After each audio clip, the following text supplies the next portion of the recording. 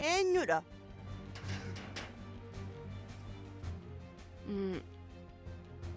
Akkam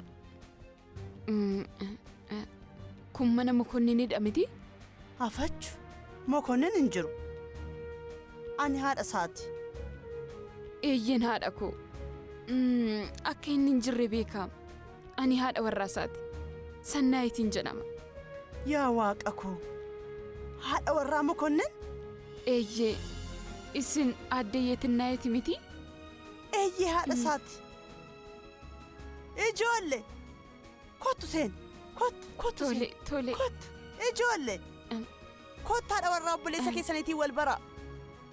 Kottu seen. Kottu seen.